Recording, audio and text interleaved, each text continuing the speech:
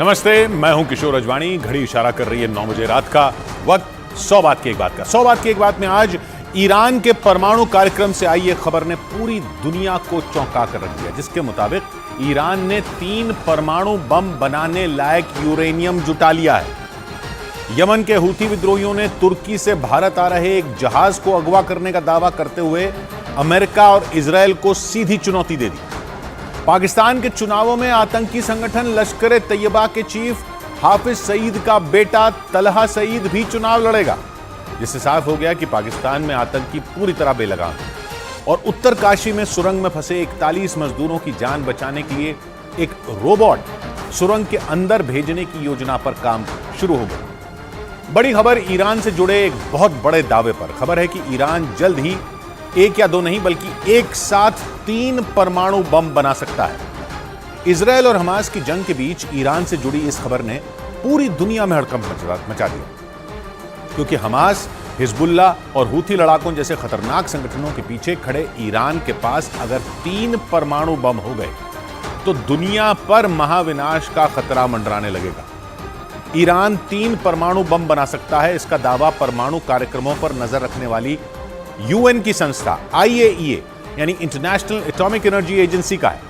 IAEA की एक report के मुताबिक ईरान इतना यूरेनियम जुटा चुका है कि वो कुछ ही दिनों के अंदर 3 एटम बम बना सकता है, जिसका मतलब यह है कि इजरायल और हमास की जंग के बीच पूरी दुनिया पर विश्व युद्ध का खतरा मंडरा रहा है। क्योंकि इजरायल को दुनिया के नक्शे से मिटा देने का सपना देखने वाला ईरान हमास और हिजबुल्ला और हूथी लड़ाकों जैसे खतरनाक चरमपंथी संगठनों को न सिर्फ पैसे पहुंचाता है बल्कि भारी मात्रा में हथियार और गोला बारूद भी सप्लाई करता है। और अगर ईरान में बनाए गए 3 परमाणु बमों में एक भी इन संगठनों के हाथ लग गया तो दुनिया में कैसी तबाही मचेगी, इसका अंदाजा भी लगाना मुश्किल है। हमास के साथ इजरायल की जंग के दौरान आए दिन ईरान समेत कई मुस्लिम देश इजरायल और अमेरिका को आंखें दिखा रहे हैं और गाजा पर इजरायल के हमलों को उसकी सबसे बड़ी गलती बता रहे हैं। वहीं अमेरिका समेत कई पश्चिमी देश इजरायल के पीछे हथियार और गोला बारूद लेकर पूरी मजबूती के साथ खड़े हैं। यानी अगर परमाणु हथियारों के साथ ईरान जंग में कूदा तो तीसरा विश्व युद्ध शुरू होने में देर नहीं लगेगी, क्योंकि अमेरिका के साथ उसकी दुश्मनी दशकों पुरानी है और बीते कुछ साल से दोनों के बीच जंग की तलवार खिंची हुई है। और इसी वजह से दुनिया को डर सताने लगा कि अमेरिका और इजरायल को रोजाना बदले की धमकी देने वाला ईरान कहीं युद्ध का नया मोर्चा ना खोल दे। जंग की दहलीज पर खड़े अमेरिका और ईरान 35 साल पहले भी एक दूसरे से सीधी जंग लड़ चुके हैं, लेकिन गाजा पर इजरायल के हमलों और अमेरिका की इजरायल को खुली मदद से ईरान का खून खौल रहा है। और बीते 40 दिन में दोनों एक दूसरे को कई बार जंग की धमकी भी दे चुके हैं। अमेरिका और ईरान में बढ़े हुए तनाव के बीच यूएन की संस्था IAEA यानी इंटरनेशनल एटॉमिक एनर्जी एजेंसी की एक रिपोर्ट ने अमेरिका समेत दुनिया भर के देशों के होश उड़ा दिए। IAEA की रिपोर्ट में दावा किया गया कि ईरान ने करीब 128 किलो यूरेनियम इकट्ठा कर लिया। IAEA के मुताबिक एक परमाणु बम बनाने के लिए 42 किलो यूरेनियम की जरूरत होती है और जितना यूरेनियम ईरान के पास है वो 3 परमाणु बम आसानी से बना सकता है। लेकिन परेशानी उस यूरेनियम की शुद्धता से है। IAEA का मानना है कि परमाणु बम बनाने के लिए यूरेनियम का 90% तक शुद्ध होना जरूरी है, लेकिन ईरान के पास मौजूद यूरेनियम उतना शुद्ध है या नहीं, इसकी सही जानकारी किसी के पास नहीं है, क्योंकि ईरान दुनिया की नजरों से छिपाकर अपना परमाणु कार्यक्रम चलाता है। उसके पास परमाणु कार्यक्रम को दुनिया की शांति के लिए खतरनाक बताते हुए अमेरिका और इजरायल ये दावा कर चुके हैं कि ईरान के परमाणु बम गलत हाथों में चले गए तो दुनिया में महातबाही आ सकती है। हालांकि ईरान के परमाणु कार्यक्रम पर संयुक्त राष्ट्र और अमेरिका की 24 घंटे नजर बनी हुई है और उसी के आधार पर सितंबर महीने में ही अमेरिका के रक्षा मंत्रालय ने दावा किया था कि ईरान के पास 14 दिन के अंदर परमाणु हथियार बनाने के लिए जरूरी तकनीक और बुनियादी ढांचा मौजूद है। यानी वो परमाणु बम बनाने के बेहद करीब है। करीब 22 साल से ईरान परमाणु ताकत हासिल करने की कोशिश में जुटा है। हालांकि 2010 में उसे रोकने के लिए यूएन सिक्योरिटी काउंसिल, यूरोपीय यूनियन और अमेरिका ने कई तरह की पाबंदियां लगा दी थी। यहां तक कि जनवरी 2020 में अमेरिका ने ईरान पर लगाए गए प्रतिबंधों को और ज्यादा सख्त कर दिया था। और अमेरिका के वैज्ञानिकों ने अपनी सैटेलाइटों को ईरान के ऊपर नजर रखने के लिए सुपर एक्टिव कर दिया है। जिसके बाद ईरान की न्यूक्लियर साइटों से सामने आई तस्वीरों ने अमेरिका और संयुक्त राष्ट्र के शक को शीशे की तरह साफ कर दिया था। अमेरिका ने सैटेलाइट तस्वीरों के आधार पर दावा किया था कि ईरान पहाड़ी इलाके में सैकड़ों फीट गहरी सुरंगें खोदकर परमाणु हथियार बना रहा है और अपने परमाणु कार्यक्रम से जुड़ी जानकारियां दुनिया से छिपा रहा है। अमेरिका ने ईरान की न्यूक्लियर साइट की जो तस्वीरें जारी की थी, उन्होंने दुनिया की धड़कनें बढ़ा दी थी। दावा किया गया कि दुनिया की नजरों से बचाने के लिए ईरान ने सैकड़ों फीट गहराई में सुरंगें खोदकर अपना न्यूक्लियर प्लांट बनाया ताकि अमेरिका या फिर इजराइल की सैटेलाइट से और मिसाइल हमलों से उन्हें बचाया जा सके। अमेरिका ने दावा किया था कि ईरान ने जमीन के अंदर 260 फीट से 328 फीट की गहराई तक सुरंगें खोदकर न्यूक्लियर प्लांट तैयार किया था। अमेरिका के मुताबिक नतांज में ईरान की सबसे बड़ी न्यूक्लियर साइट है। इस न्यूक्लियर साइट को तैयार करने के लिए ईरान ने जाग्रोस के पहाड़ों के बीच सुरंगें खोदी थी और दावा किया जाता है कि ईरान की ये सुरंगें इतनी गहरी हैं कि इन पर कोई भी हमला बेअसर साबित होगा।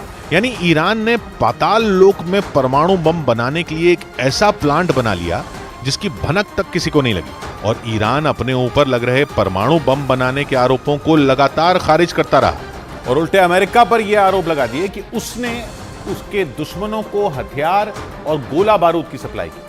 हालांकि यूएन की संस्था IAEA यानी इंटरनेशनल एटॉमिक एनर्जी एजेंसी की रिपोर्ट को लेकर अमेरिका और इजराइल ने ईरान पर जोरदार हमले किए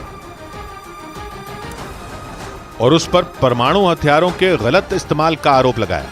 ईरान ने 6 जगहों पर न्यूक्लियर रिएक्टर लगा रखे हैं और वो दावा करता है कि ऊर्जा जरूरतों को पूरा करने के लिए उसने ये न्यूक्लियर प्लांट लगाए। लेकिन दावा किया जाता है कि नतांज और फोर्दो में जमीन के अंदर बनी न्यूक्लियर साइटों पर वो सबसे ज्यादा उच्च गुणवत्ता का यूरेनियम तैयार करता है और दावा किया जाता है कि इन दोनों न्यूक्लियर प्लांट से इकट्ठा किए गए यूरेनियम का इस्तेमाल ईरान के वैज्ञानिक परमाणु बम बनाने में कर रहे हैं।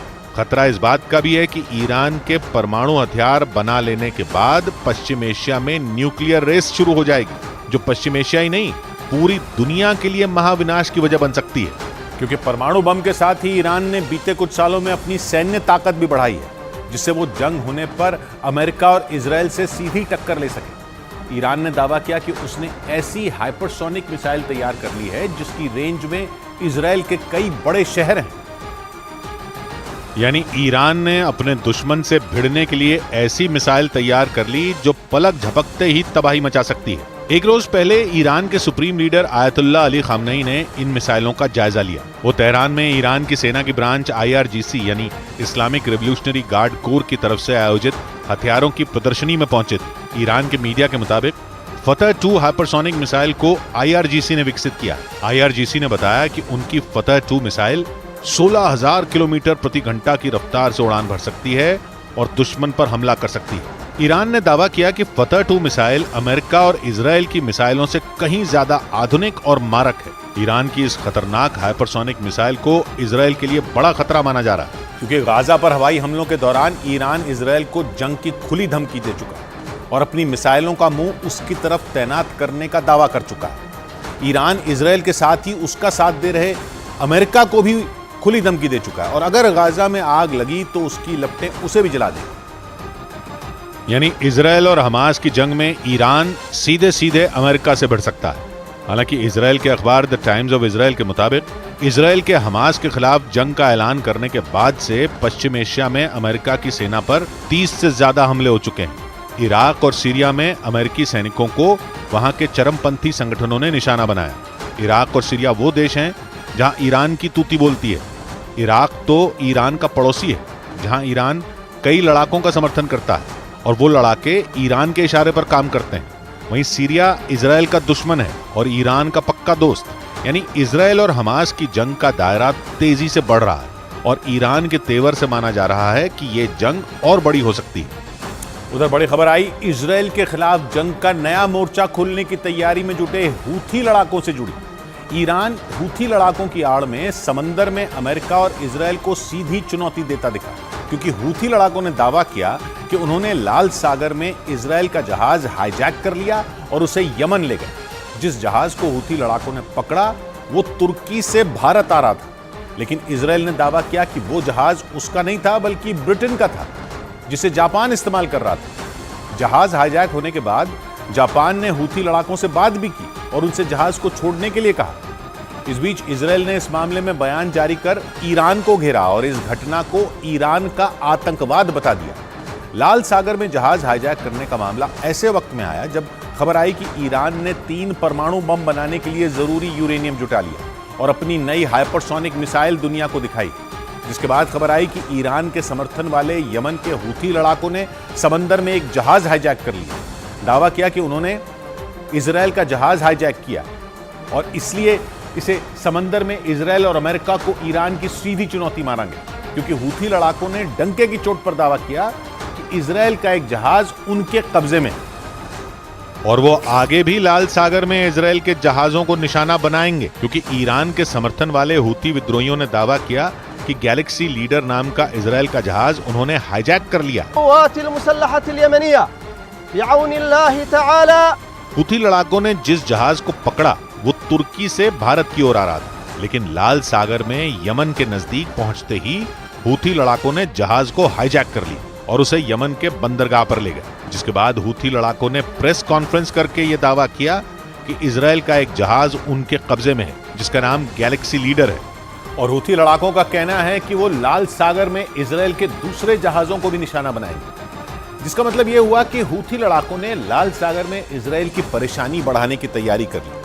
उन्होंने पहले लाल सागर के ऊपर से इजराइल पर मिसाइलें दागी और अब वो इजराइल के जहाजों का लाल सागर से आना जाना मुश्किल करना चाहते हैं।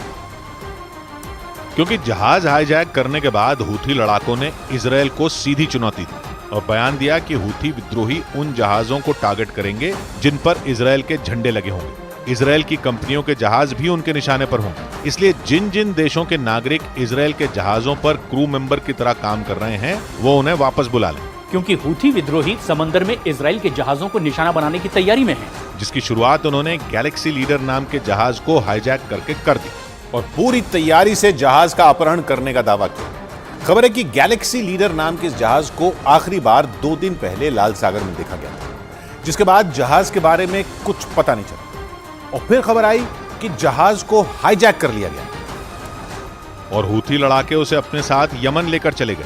हूथी लड़ाकों ने अपनी प्रेस कॉन्फ्रेंस में बताया कि जैसे ही जहाज यमन के नजदीक पहुंचा, हूथी लड़ाकों का हेलीकॉप्टर जहाज के ठीक ऊपर पहुंच गया और धीरे धीरे कई हूथी लड़ाके जहाज पर उतर गए, जिसके बाद उन्होंने जहाज को कब्जे में ले लिया और इसी के साथ संकेत मिल गए कि लाल सागर में जंग का एक नया मैदान तैयार हो रहा है, जिसमें हूथी लड़ाके इजराइल से सीधा भिड़ने की तैयारी में हैं। क्योंकि उन्होंने केवल जहाज का अपहरण ही नहीं किया बल्कि ये भी बोल दिया कि लाल सागर में यमन के नजदीक से इजराइल का जो जहाज गुजरेगा हूथी लड़ाके उसे अगवा कर लेंगे।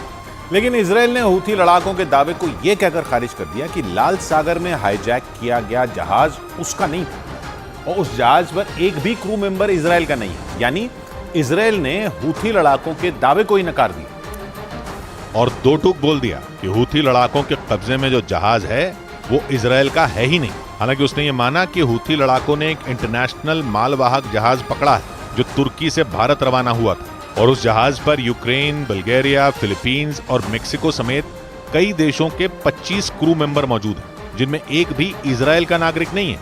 यही नहीं, इजराइल ने कहा कि इस मालवाहक जहाज की मालिक ब्रिटेन की एक कंपनी है और जापान की एक कंपनी इस जहाज को चला रही थी। आसान शब्दों में कहें तो ब्रिटेन के जहाज को जापान इस्तेमाल कर रहा था। ये दावा इजराइल ने किया और हूथी लड़ाकों के इजराइल का जहाज हाईजैक करने के दावे को ही नकार दिया। या यूं कहें कि इजराइल ने ईरान की हूथी लड़ाकों के जरिए उसे घेरने की प्लानिंग फेल करने की कोशिश की, क्योंकि इजराइल ने केवल उसका जहाज हाईजैक होने की खबर खारिज नहीं की बल्कि इस मामले में ईरान को भी घसीट लिया और दो टूक बोल दिया कि हूथी लड़ाकों का यह कदम ईरान की एक आतंकी हरकत है। यमन के हूथी लड़ाकों के सिर पर ईरान का हाथ माना जाता है और इसीलिए इजराइल ने इस मामले में बेझिझक होकर ईरान का नाम लिया। गाजा जंग के बाद इजराइल और ईरान के बीच का तनाव बढ़ चुका है और जैसे ही खबर आई कि हूथी विद्रोहियों ने लाल सागर में एक जहाज का अपहरण किया है, इजराइल आक्रामक हो गया और नेतन्याहू के कार्यालय का बयान आया कि ये ईरान की एक और आतंकी हरकत है जो समंदर के उन रास्तों पर खतरा बढ़ाती है जहां से अलग अलग देशों के जहाज गुजरते हैं, क्योंकि ईरान के समर्थन वाले हूथी लड़ाके लाल सागर में खुली जंग लड़ने का ऐलान कर चुके हैं और उन्होंने इजरायल के झंडे वाले जहाजों को निशाना बनाने की चुनौती भी दी। लाल सागर में जहाज हाईजैक करने से कुछ घंटे पहले भी हूथी लड़ाकों ने धमकी दी थी और संकेत दिए थे कि वो इजरायल के खिलाफ जंग तेज करने के मूड में।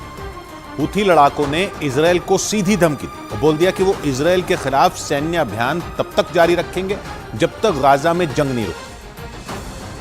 और इसीलिए उन्होंने ऐलान किया कि वो लाल सागर में इजरायल के जहाजों को बार बार निशाना बनाएंगे। हालांकि इजरायल ने इस बात से मना कर दिया कि उसका जहाज हूथी लड़ाकों के कब्जे में, लेकिन खबर आई कि हूथी लड़ाकों के कब्जे में जो जहाज है वो इजरायल के एक बड़े कारोबारी का है, जबकि इजरायल का कहना है कि हूथी लड़ाकों के कब्जे में जो जहाज है वो ब्रिटेन की कंपनी का है। यानी जहाज किस देश का है इसी पर पेच फंस गया, क्योंकि हूथी लड़ाके अपनी पीठ ये कहकर थपथपा रहे हैं कि उन्होंने इजरायल का जहाज अगवा कर लिया, जबकि इजरायल ने गैलेक्सी लीडर को अपना जहाज मानने से ही मना कर दिया। और दुनिया इस बात पर फंस गई कि हूथी लड़ाकों के कब्जे में जो जहाज है वो असल में किसका है, क्योंकि हूथी लड़ाकों का दावा अलग है और इजरायल का अलग।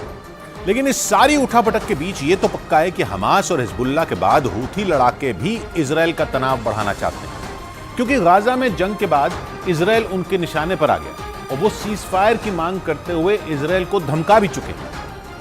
और पिछले कुछ हफ्तों से दक्षिणी इजरायल के एलर्ट शहर पर मिसाइलों से अटैक कर रहे हैं। हूथी लड़ाकों ने एलर्ट पर ड्रोन से भी अटैक किया था। एक ड्रोन तो एलर्ट में एक रिहायशी इमारत से टकरा भी गया था, जिसके बाद इजरायल अलर्ट हो गया। उसने लाल सागर में अपने जंगी जहाज तैनात कर दिए। न्यूज़ 18 की टीम भी दक्षिणी इजरायल के एलर्ट शहर पहुंची, जहां लाल सागर में इजरायल की नौसेना हूथी लड़ाकों से भिड़ने की तैयारी करती नजर आई। हम लाल सागर के पास मौजूद हैं, इजराइल की सीमा के अंदर। बोट को आप देख सकते हैं लाल सागर में जो इजराइल के हैं और लगातार सीमा की निगरानी करें। हूथी लड़ाकों ने लाल सागर के रास्ते जब इजरायल पर मिसाइलें दागी थीं, तो अमेरिका भी सावधान हो गया था। उसने हूथी लड़ाकों की कई मिसाइलों को मार गिराने का दावा भी किया था और बाकी का काम इजरायल के एरो 3 मिसाइल डिफेंस सिस्टम ने कर दिया था, जिसे हूथी लड़ाकों के सक्रिय होते ही दक्षिणी इजरायल में सीमा पर तैनात कर दिया गया था। पिछले कई हफ्तों से एरो 3 मिसाइल डिफेंस सिस्टम ने लाल सागर में हूथी लड़ाकों की कई मिसाइलों को मार गिराया, लेकिन हूथी लड़ाके नहीं रुके।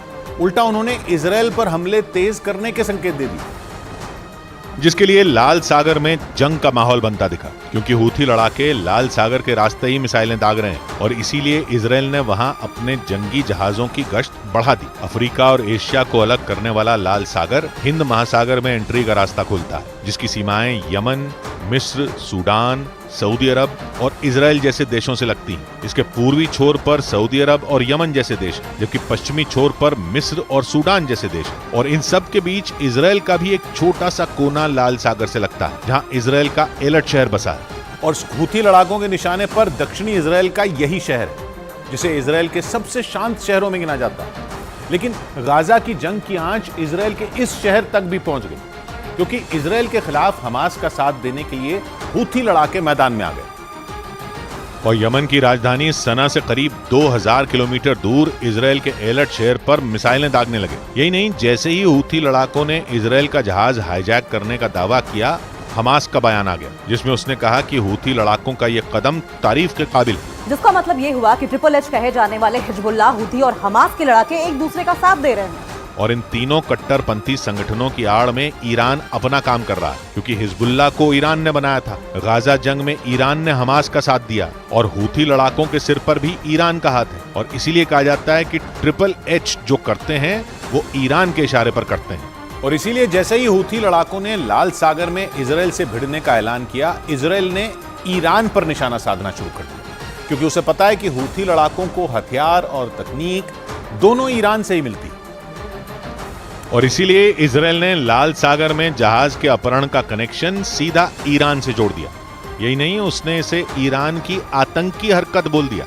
मतलब ये कि इजरायल ने हूथी लड़ाकों को नहीं, बल्कि उनकी आड़ में जंग लड़ रहे ईरान को टारगेट किया, क्योंकि लाल सागर में इजरायल के जहाजों पर संकट मंडराने से सबसे ज्यादा फायदा ईरान को ही हो सकता है। क्योंकि अगर हूथी लड़ाकों का सामना इजराइल से हुआ तो उनसे लड़ने अमेरिका भी आएगा, और हूथी लड़ाके इजरायल के साथ साथ अमेरिका को भी नुकसान पहुंचा सकते हैं। और इसीलिए अमेरिका भी सावधान हो गया। उसने ईरान को मुंहतोड़ जवाब देने की तैयारी भी कर डाली। क्योंकि पश्चिमी मीडिया ने दावा किया कि अमेरिका ने अपने खतरनाक जंगी जहाज को ईरान के पास तैनात कर दिया।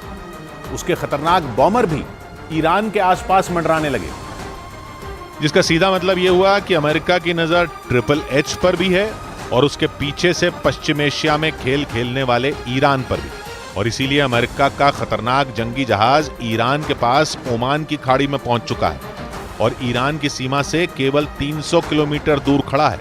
ये दावा पश्चिमी मीडिया ने किया और जानकारी दी कि ओमान की खाड़ी में तैनात अमेरिका के जंगी जहाज पर कई लड़ाकू विमान और मिसाइलें तैनात हैं जो ईरान के पूर्वी और मध्य हिस्से को तबाह कर सकती हैं। जिसका मतलब ये हुआ कि ईरान को सबक सिखाने के लिए अमेरिका ने भी तैयारी कर ली है, क्योंकि केवल उसका जंगी जहाज ही नहीं बल्कि अमेरिका का B-1 बॉमर भी तुर्की के पास लाल सागर में तैनात कर दिया गया।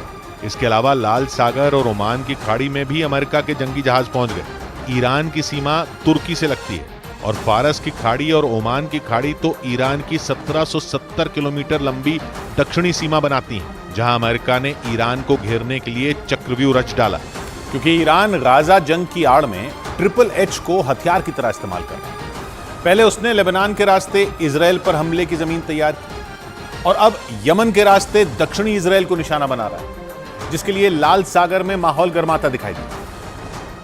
क्योंकि यमन के कट्टरपंथी शिया हूथी लड़ाकों ने लाल सागर में जहाजों को अगवा करने का प्लान बनाया।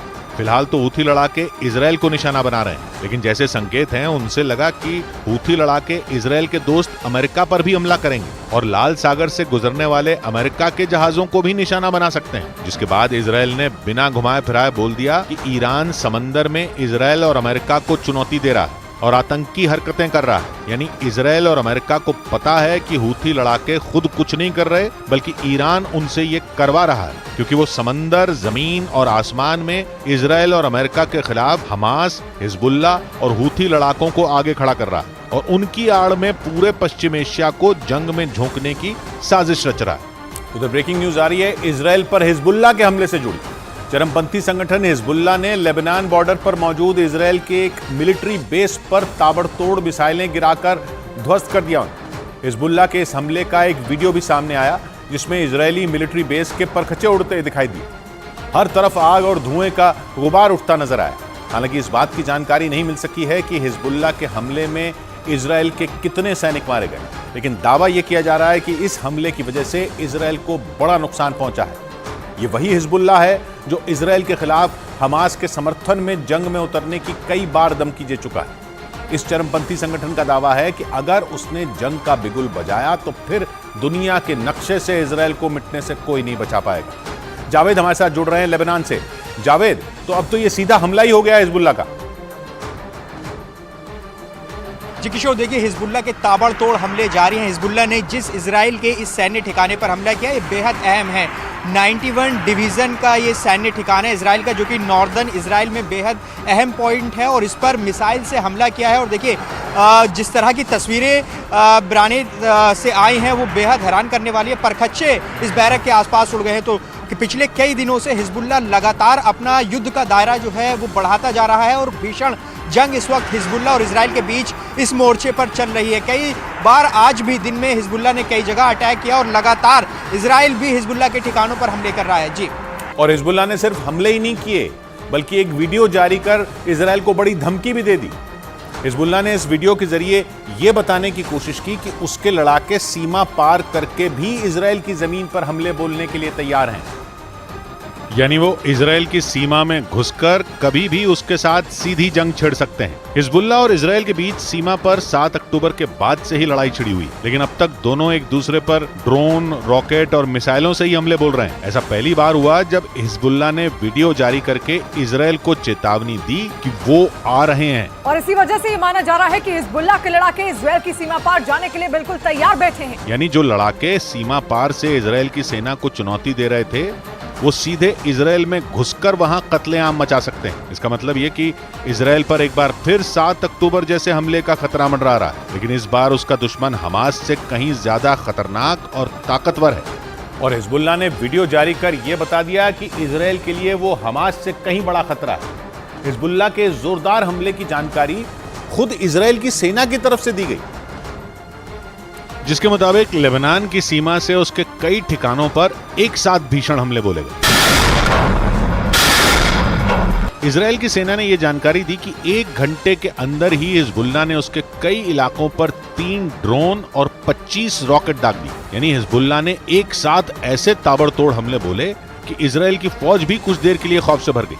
हालांकि इजरायल की सेना ने तुरंत पलटवार शुरू किया और लेबनान की तरफ से दागे गए तीनों ड्रोन को मार गिराने का दावा किया। हालांकि हिजबुल्लाह की तरफ से दागे गए 25 रॉकेट में कुछ इजरायल के इलाकों तक पहुंचने में कामयाब हो गए, लेकिन इजरायल ने दावा किया कि वो ऐसे इलाकों में गिरे जिनसे कोई बड़ा नुकसान नहीं हुआ। यानी इस बार इजरायल ने हिजबुल्लाह के हमले को पूरी तरह नाकाम कर दिया। लेकिन माना जा रहा है कि इजरायल के लिए खतरा टलने वाला नहीं है, क्योंकि हिजबुल्लाह अपने ठिकानों पर हुए इजरायल के हमले से बुरी तरह बौखलाया हुआ है। हिजबुल्लाह के हमलों से पहले इजरायल की सेना ने दक्षिणी लेबनान पर एयर स्ट्राइक कर वहां तबाही मचा दी थी, जिससे भड़का हिजबुल्लाह अब युद्ध का नया मोर्चा खोलने की तैयारी में जुट गया ताकि वो इजरायल के हमलों का बदला ले सके। क्योंकि इजरायल की सेना ने दक्षिणी लेबनान में अपनी खतरनाक मिसाइलें दागकर वहां बने एल्यूमिनियम प्लांट को तबाह कर दिया। बताया गया कि इजरायल की फौज ने एल्यूमिनियम प्लांट पर ड्रोन के जरिए हमले किए, जिसके बाद वहां जोरदार धमाका हुआ और पूरा इलाका आग की लपटों से घिर गया।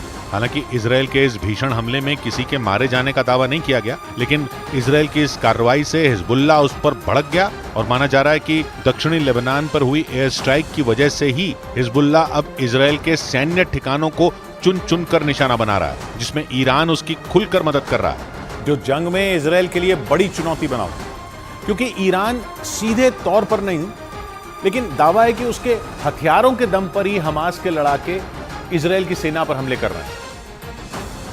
और दावा है कि हमास के साथ हिजबुल्लाह के लड़ाके भी ईरान के खतरनाक हथियारों का इस्तेमाल कर रहे हैं, जो इजरायल की सेना के लिए बड़ी मुसीबत बने हुए हैं। क्योंकि ईरान जंग में खुले तौर पर इजरायल का विरोध कर रहा है और माना जा रहा है कि वो इजरायल से सीधी जंग नहीं लड़ना चाहता, इसलिए ईरान उसके दुश्मनों यानी हमास और हिजबुल्लाह का मददगार बनकर उन्हें हथियारों की सप्लाई कर रहा है, जो इजरायल के लिए खतरा साबित हो सकता है। इसलिए इजरायल अपने दोस्त अमेरिका की मदद लेकर उसके ठिकानों पर हमले करवा रहा है, क्योंकि सिर्फ इजरायल ही नहीं बल्कि अमेरिका भी ईरान को अपना दुश्मन मानता है। अमेरिका की सेना ने तो कुछ दिनों पहले ही सीरिया में ईरान के चरमपंथी संगठनों के ठिकानों पर हमले करने का दावा किया था, क्योंकि 7 अक्टूबर को इजरायल पर हुए हमलों के 10 दिन बाद ही सीरिया में अमेरिका के सैन्य ठिकानों पर ईरान के चरमपंथी संगठन के लड़ाकों ने हमले कर दिए थे। इसलिए अमेरिका और इजरायल मिलकर ईरान को सबक सिखाना चाहते हैं, ताकि हमास और हिजबुल्लाह जैसे खतरनाक चरमपंथी संगठनों का एक साथ सफाया हो सके। क्योंकि ईरान ही इन दोनों संगठनों को और ताकतवर बनाने में जुटा है और उन्हें मिटाना अमेरिका और इजरायल के लिए इतना आसान नहीं है। माना जा रहा है कि ईरान इजरायल और उसके समर्थन में आए देशों को जंग में उलझाए रखना चाहता है, इसलिए तो उसकी सेना की ब्रांच IRGC यानी Islamic revolutionary guard core Syria और इराक में अमेरिका के सैन्य अड्डों को निशाना बना रही है। और आरोप है कि इसमें ईरान के चरमपंथी संगठन के लड़ाकों का भी हाथ है। ऐसा इसलिए क्योंकि जंग में अमेरिका इजरायल के साथ खड़ा है और ईरान ये नहीं चाहता कि कोई भी देश इजरायल की ढाल बने, लेकिन इजरायल और अमेरिका भी पीछे नहीं हटना चाहते। अमेरिका की सेना सीरिया और इराक में ईरान के चरमपंथी संगठन के लड़ाकों के खिलाफ लगातार कार्रवाई कर रही है। उधर बड़ी खबर आई गाजा के अल शिफा अस्पताल से। इजरायल की सेना ने गाजा के सबसे बड़े अस्पताल अल शिफा में बंदूकों को छिपाने का सबूत दे दिया। इजरायल की सेना ने दावा किया कि 7 अक्टूबर को बंदूकों को हमास के लड़ाके अल शिफा अस्पताल ही लेकर पहुंचे थे। इतना ही नहीं, इजरायल की सेना के मुताबिक अस्पताल के नीचे उसे करीब 55 मीटर लंबी एक सुरंग मिली है। इजरायल ने दावा किया कि बंदूकों को अस्पताल लाने के बाद हमास ने अस्पताल में बनी सुरंग के जरिए ही उन्हें दूसरी जगहों पर शिफ्ट किया और अपने दावे को सही साबित करने के लिए इजरायल की सेना ने एक वीडियो भी जारी किया। इजरायल की फौज ने अल शिफा अस्पताल के उस वीडियो के दम पर दावा किया कि 7 अक्टूबर को हमास के लड़ाके अल शिफा अस्पताल में ही बंदूकों को लेकर आए थे और बाद में उन्हें सुरंग के जरिए दूसरी जगहों पर भेजा गया। इजरायल की सेना की तरफ से जारी किए गए उस वीडियो में हथियारों से लैस कुछ लोग एक आदमी की गर्दन पकड़कर उसे जबरदस्ती अल शिफा अस्पताल के अंदर ले जाते नजर आए, जबकि एक दूसरा आदमी बुरी तरह घायल दिखाई दिया। उसे स्ट्रेचर पर लिटाया गया था। इजराइल की सेना ने दावा किया कि हमास ने इसी तरह से बंधकों के साथ बर्बरता की और 7 अक्टूबर को उन्हें जबरदस्ती इजरायल से गाजा के अल शिफा अस्पताल लेकर पहुंचे थे। इजराइल की सेना के मुताबिक उस वीडियो में हमास के लड़ाके जिन 2 लोगों को जबरदस्ती अस्पताल में ले जाते दिखाई दिए वो नेपाल और थाईलैंड के नागरिक हैं। हालांकि उन दोनों को अल शिफा अस्पताल में पहुंचाने के बाद उनके साथ क्या हुआ, उन्हें बाद में कहां छिपाया गया, इजराइल की सेना ने इसकी कोई जानकारी नहीं दी। लेकिन इजराइल ने एक दूसरा वीडियो जारी कर अल शिफा अस्पताल के नीचे सुरंग का जाल होने का दावा किया। इजराइल की सेना के मुताबिक गाजा में हमास की सुरंगों का जो जाल है उसके रास्ते अल शिफा अस्पताल से भी होकर गुजरते हैं। और इजराइल के मुताबिक हमास ने अल शिफा अस्पताल के नीचे बनी सुरंग का इस्तेमाल उस पर हमले के लिए भी किया। इजराइल की सेना की तरफ से जो वीडियो जारी किया गया उसमें एक गहरी सुरंग दिखाई दी, जबकि इजराइल के कुछ सैनिक उस सुरंग के अंदर घुसते नजर आए। उन्होंने उस सुरंग का चप्पा चप्पा खंगाला, लेकिन उन्हें वहां कोई भी बंधक या फिर हमास का लड़ाका नहीं मिला। मगर इजराइल ने दावा किया कि अल शिफा अस्पताल के अंदर बनी उस सुरंग का इस्तेमाल हमास के लड़ाकों ने बंधकों को दूसरी जगह तक पहुंचाने के लिए किया। इतना ही नहीं, इजराइल की सेना के मुताबिक हमास के लड़ाकों ने अस्पताल के नीचे बनी 58 मीटर लंबी सुरंग का इस्तेमाल उसके खिलाफ बड़े पैमाने पर हमले के लिए भी किया। इजराइल की सेना ने बीते कुछ दिनों से गाजा के अल शिफा अस्पताल को घेर रखा और वो लगातार उसके आसपास के इलाकों की घेरेबंदी कर रही है। लेकिन जैसे ही इजराइल ने हमास पर अस्पताल के नीचे बनी सुरंग का इस्तेमाल करने का आरोप लगाया, हमास ने भी सफाई पेश कर दी। हमास की तरफ से एक बयान जारी कर इजराइल के दावे को गलत बताया गया और हमास ने यह भी साफ कर दिया कि उसके लड़ाकों ने अस्पताल के नीचे बनी उस सुरंग का इस्तेमाल हमले के लिए नहीं किया। लेकिन इजराइल की सेना के मुताबिक हमास ने अस्पताल को ढाल के तौर पर इस्तेमाल कर उसे भारी नुकसान पहुंचाने की कोशिश की। इजराइल लगातार यह दावा करता आया कि हमास ने अल शिफा अस्पताल के नीचे अपना कमांड सेंटर बना रखा है, जिसका इस्तेमाल उसने इजराइल के खिलाफ हमले की प्लानिंग के लिए किया है। लेकिन भले ही इजराइल की सेना ने अस्पताल में सुरंग का पता लगाने का दावा किया हो, मगर उसके अंदर बने हमास के कमांड सेंटर तक वो नहीं पहुंच सकी। अल शिफा अस्पताल गाजा का सबसे बड़ा अस्पताल है और यही वजह रही कि इजराइल की सेना ने जब गाजा के अस्पतालों को अपने निशाने पर लिया तो उसका पहला टारगेट अल शिफा अस्पताल पर कंट्रोल करने का था, क्योंकि इजराइल को इस बात की उम्मीद थी कि हमास ने उसके लोगों को अल शिफा अस्पताल में ही रखा होगा। ऐसा इसलिए क्योंकि हमास को यह बात अच्छी तरह से पता थी कि हमास पर हमलों के दौरान इजराइल अस्पतालों पर हमले से बचेगा। लेकिन इजराइल ने अल शिफा अस्पताल पर भी धावा बोल दिया। इजराइल को इस बात की उम्मीद थी कि हमास ने उसके लोगों को अस्पताल में कहीं छिपा कर रखा होगा, इसीलिए गाजा में जमीनी ऑपरेशन शुरू करने के बाद इजराइल ने अल शिफा अस्पताल को अपनी मुट्ठी में करने के लिए पूरी ताकत झोंक दी। उसने अस्पताल के आसपास के इलाकों में भीषण हमले कर हमास के लड़ाकों को वहां से पीछे खदेड़ा और अल शिफा अस्पताल को घेर लिया। लेकिन उसने जो सोचा था वैसा बिल्कुल नहीं हुआ, क्योंकि ना तो उसे वहां हमास के लड़ाके मिले और ना ही कोई बंधक। दावा किया गया कि हमास ने इजराइल के लोगों को अस्पताल से निकालकर अपनी सुरक्षित सुरंगों में कहीं छिपा दिया, जिसकी वजह से इजराइल की सेना अब तक उन तक नहीं पहुंच पाई। हमास ने 7 अक्टूबर को इजराइल से करीब 240 लोगों को बंधक बनाया था, जिनमें 40 बच्चे भी शामिल बताए गए। और इसीलिए इजराइल ने अपने लोगों को छुड़ाने के लिए पूरी ताकत झोंक रखी। इजराइल की सेना जमीन पर उतरकर तो बंधकों को ढूंढ ही रही है, साथ ही खबर है कि कतर की मध्यस्थता के जरिए भी हमास से बंधकों के मुद्दे पर बातचीत तेज हो गई है। और कतर के प्रधानमंत्री ने खुद इस बात की जानकारी दी। मोहम्मद बिन अब्दुल रहमान अल थानी के मुताबिक जल्द ही इजराइल और हमास के बीच बंधकों के मुद्दे पर एक डील हो सकती है। कतर जंग की शुरुआत से ही बंधकों के मुद्दे पर इजराइल और हमास के बीच मध्यस्थता कर रहा है। कतर की मध्यस्थता से ही हमास 4 बंधकों को रिहा भी कर चुका है। लेकिन अब कतर की कोशिश है कि जल्द दोनों के बीच समझौता हो जाए, ताकि गाजा पर इजराइल अपने हमले बंद कर दे, जिससे पश्चिम एशिया में एक बार फिर शांति कायम हो। लेकिन कतर की लाख कोशिश के बावजूद अभी तक ऐसा नहीं हो पाया है। मगर अब कतर के प्रधानमंत्री ने यह दावा किया कि हमास और इजराइल समझौते के बेहद करीब हैं। उनके मुताबिक दोनों के बीच डील कुछ शर्तों पर सहमति नहीं बनने की वजह से नहीं हो पाई है। लेकिन बंधकों के मुद्दे पर अब अमेरिका ने भी कतर पर दबाव बनाना शुरू कर दिया। खबर है कि अमेरिका के राष्ट्रपति बाइडेन ने कतर के अमीर से फोन पर बातचीत कर सभी बंधकों की रिहाई की मांग की।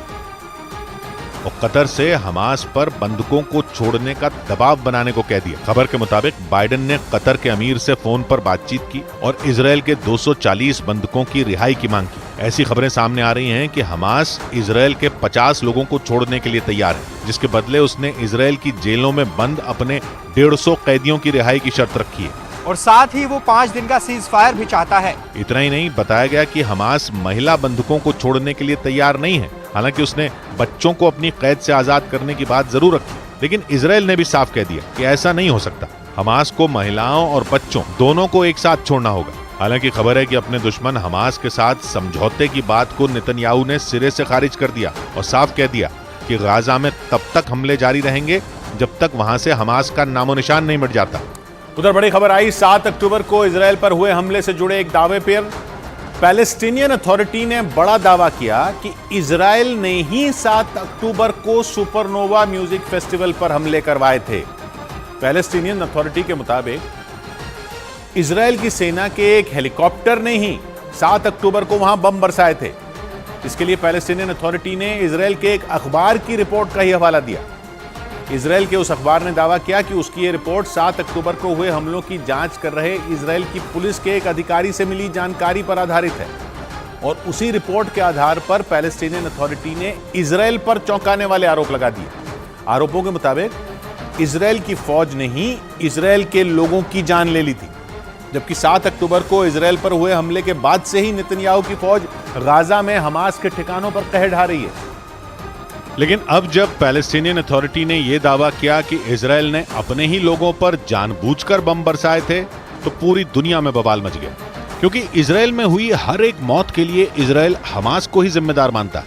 लेकिन पैलेस्टीनियन अथॉरिटी के मुताबिक हमास को क्रूर दिखाने के लिए इजरायल ने उसके खिलाफ साजिश रची थी और 7 अक्टूबर को किबुत्ज रईम इलाके में सुपरनोवा म्यूजिक फेस्टिवल के दौरान इजरायल के उस हेलीकॉप्टर ने अपने ही लोगों पर बम बरसा दिए थे, ताकि दुनिया के सामने हमास को एक विलन के तौर पर पेश किया जाए और यह दिखाया जाए कि हमास के हमलों में इजरायल को बहुत ज्यादा नुकसान हुआ, क्योंकि इजरायल को यह बात बहुत अच्छे तरीके से पता थी कि जब वो गाजा में हमास पर भीषण हमले करेगा तो उसकी राह में कई देश रोड़ा बनेंगे।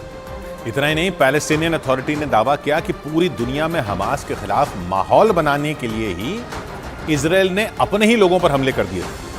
इजरायल पर उंगली इसलिए भी उठी क्योंकि खबर के मुताबिक इजरायल की सेना ने इस आरोप पर बोलने से साफ इनकार कर दिया, जबकि इजरायल की पुलिस ने भी इस पर चुप्पी साध ली।